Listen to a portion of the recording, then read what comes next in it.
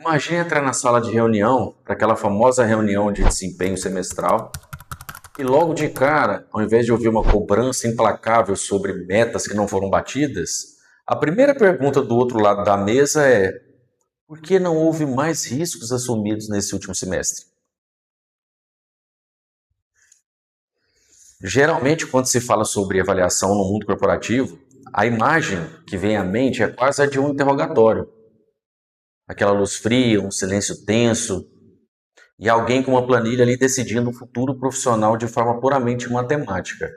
É um evento que, historicamente, acaba espalhando um clima de ansiedade generalizada pelos corredores da empresa. Mas essa ansiedade tem um motivo. O mundo corporativo foi meio condicionado a enxergar essa avaliação como um mecanismo focado exclusivamente em apontar falhas. O peso punitivo. E o resultado prático disso é que as pessoas entram nessas reuniões armadas, na defensiva, totalmente na defensiva, prontas para se defender e não para crescer ou para inovar, né? Porque o medo do erro simplesmente paralisa a performance. O objetivo desse estudo, no vídeo de hoje, é dissecar a política de avaliação de desempenho da Lapuri. A missão dessa nossa imersão é justamente revelar os bastidores, mostrar como uma organização pode estruturar o crescimento dos colaboradores, equilibrando a frieza das metas com a complexidade do comportamento humano. E o mais importante de tudo é a fundação da política. É uma abordagem totalmente firmada em liberdade, responsabilidade e no encorajamento explícito para assumir riscos. E o que redefine o jogo aqui é justamente o enquadramento desse processo. A avaliação deixa de ser aquele acerto de conta anual isolado que todo mundo odeia e estabelece um ciclo de 6 meses, projetado para alinhar as engrenagens individuais ao sucesso organizacional. O legal é entender que o crescimento de quem trabalha na empresa precisa ser o combustível do crescimento do negócio. Não pode ser separado.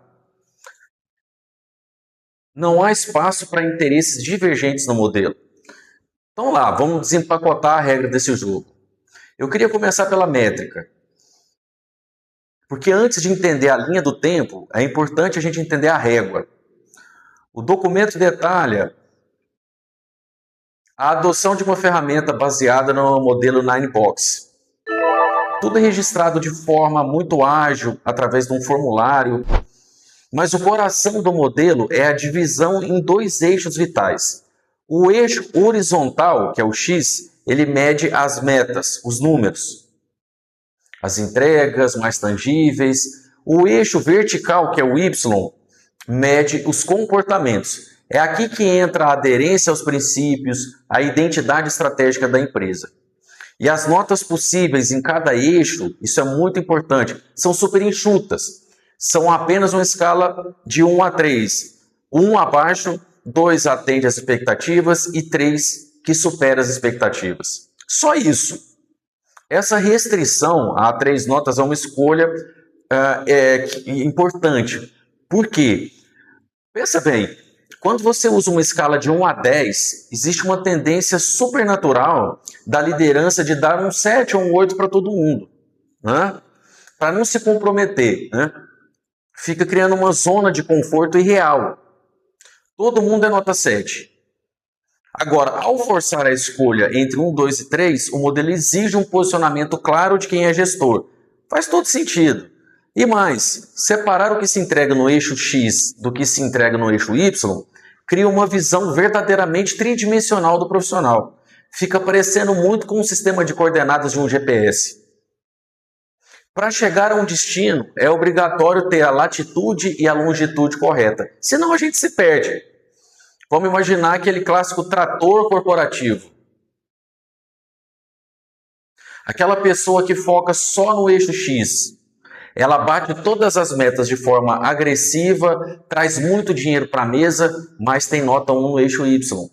Destrói o clima organizacional, passa por cima da cultura, da identidade estratégica. Num sistema tradicional, ele seria promovido, com certeza. No Ninebox, esse GPS acusa o desvio na hora.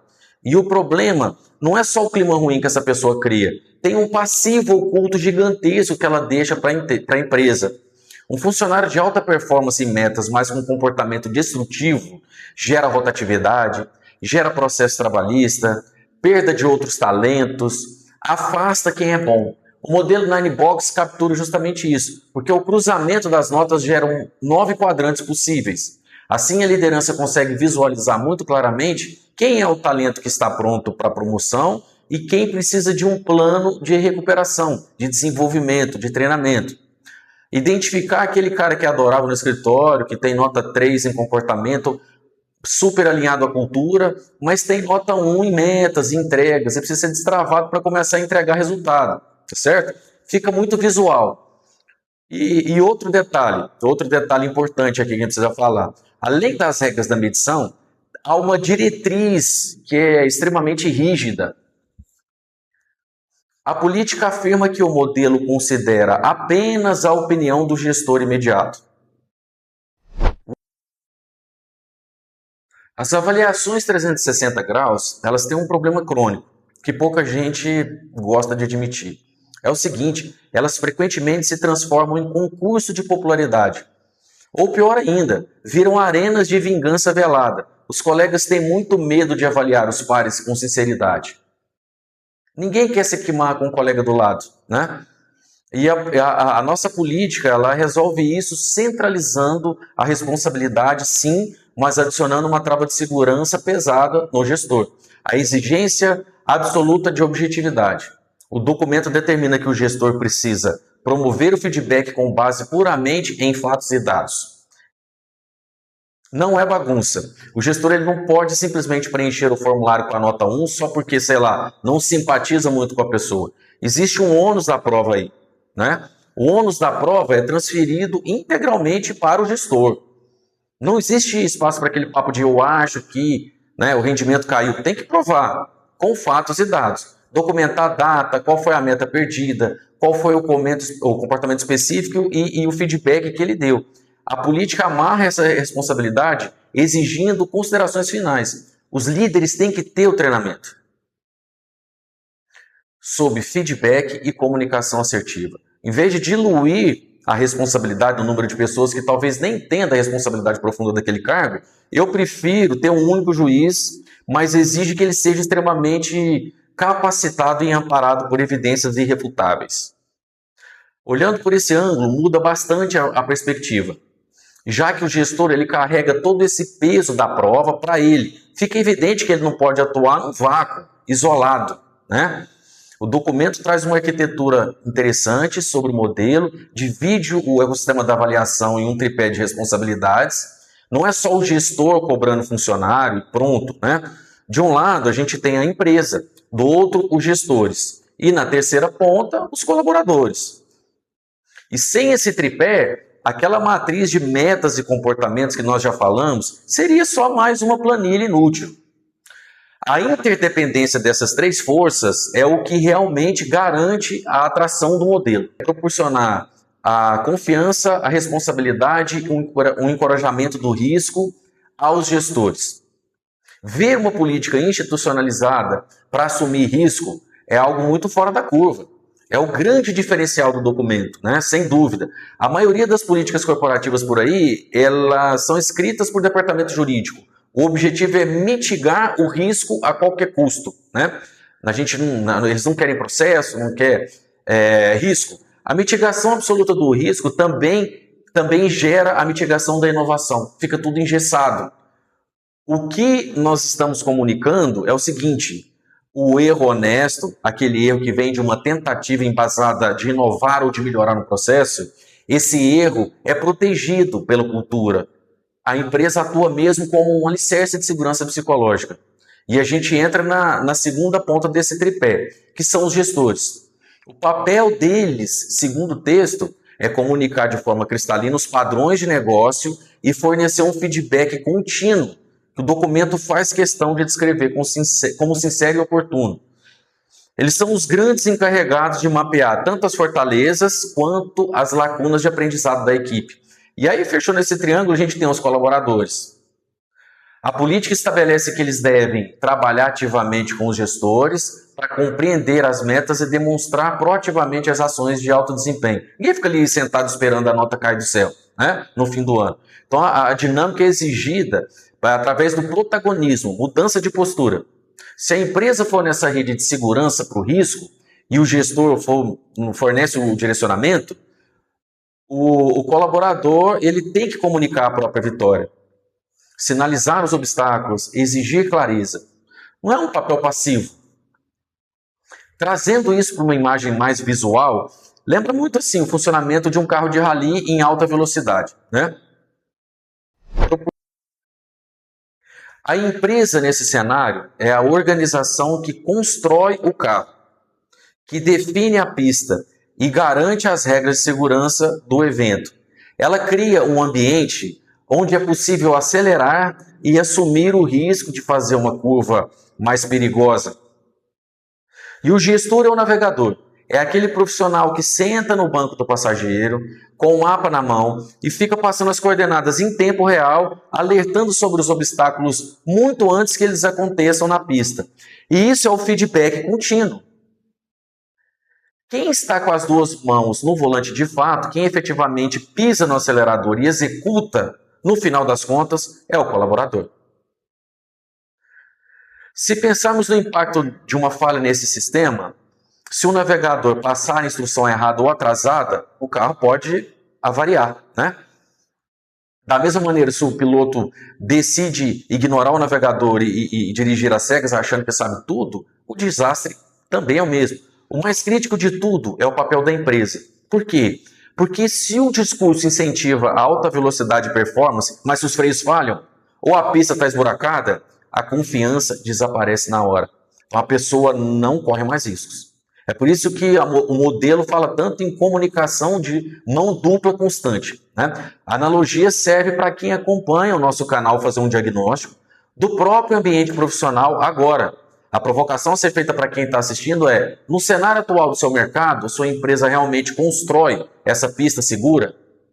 O gestor atua como esse navegador presente? Ou ele só aparece na hora que o pneu fura?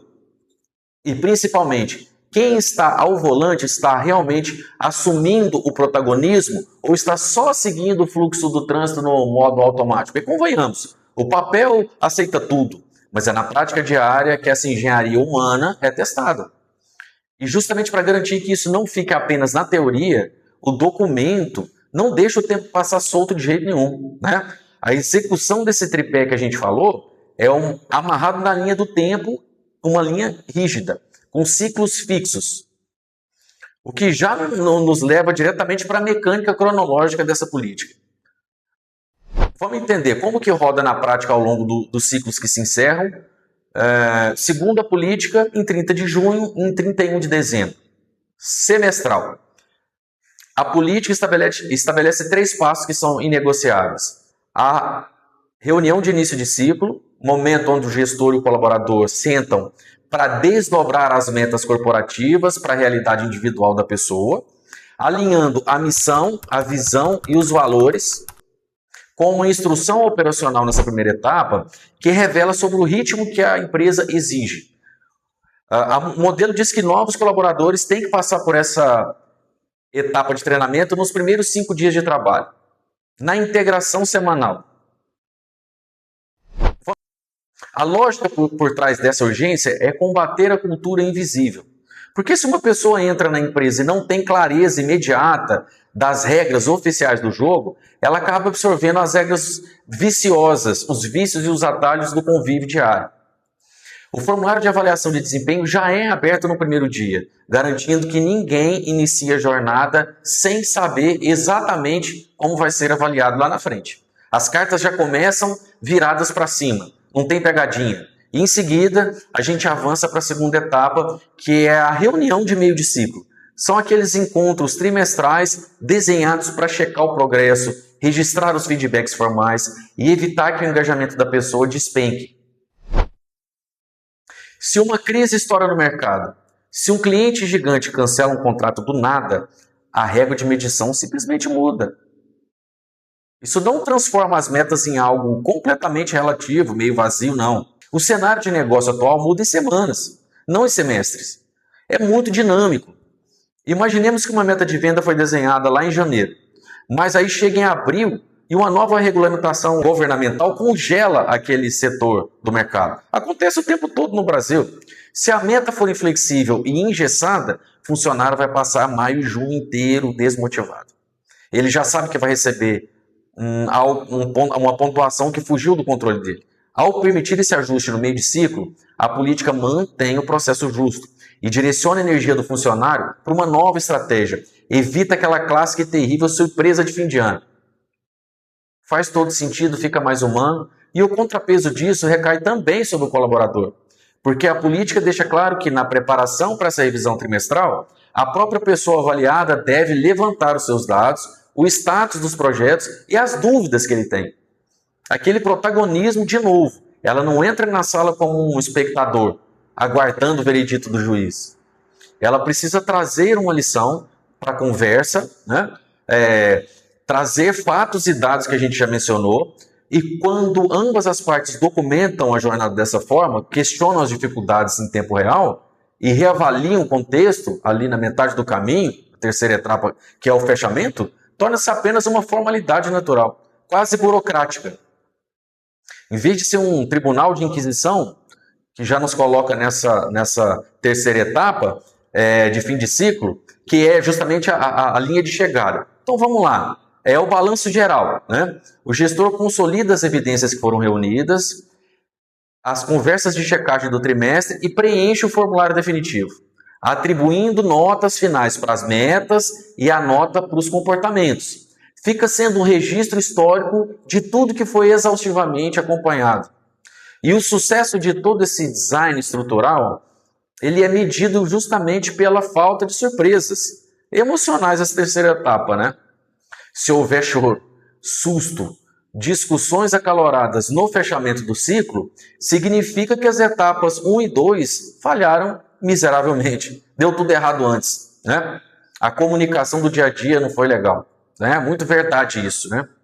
Recapitulando então e amarrando todos os conceitos principais desse modelo. O que nós propomos, no fim das contas, é criar uma arquitetura onde o desempenho é inseparável da cultura da empresa. Totalmente inseparável. Com o Ninebox, nós garantimos que bater meta a custo de destruir o ambiente seja penalizado. Enquanto aqueles bons comportamentos sem entrega também não se sustentem no longo prazo. Nós estruturamos um ecossistema com responsabilidades muito vitais para a empresa, que é a entidade que banca o risco, né? Para o gestor, que é quem guia o percurso, e para o funcionário, que é quem executa com protagonismo real. E tudo isso cadenciado nessas 3 etapas bem rígidas, que forçam um alinhamento constante com a realidade dura do negócio.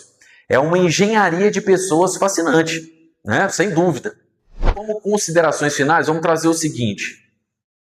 Vamos abrir espaço para um questionamento mais profundo. O modelo afirma que a credibilidade da metodologia depende inteiramente do alinhamento de gestores e colaboradores à identidade estratégica da empresa, né? E onde mora o perigo exato dessa afirmação? O perigo está na volatilidade corporativa atual. O que acontece se a organização for vendida no meio do ano? Ou se uma nova diretoria assumir do nada e decidir aplicar um cavalo de pau nessa tal identidade estratégica de um semestre para o outro. E aí? Aquele comportamento colaborativo da equipe, que antes era nota 3 e altamente premiado no Ninebox, pode de repente ser considerado muito lento. E aí substituído por uma nova cultura que exige agressividade e uma competição meio predatória. O histórico impecável de um talento incrível pode ser apagado da noite para o dia, só porque as coordenadas magnéticas da empresa simplesmente mudaram. Não é mesmo?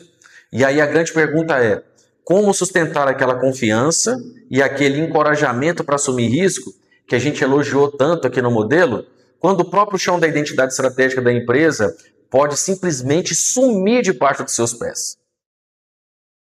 Pensa numa bússola estragada. Os pilotos ficam perdidos.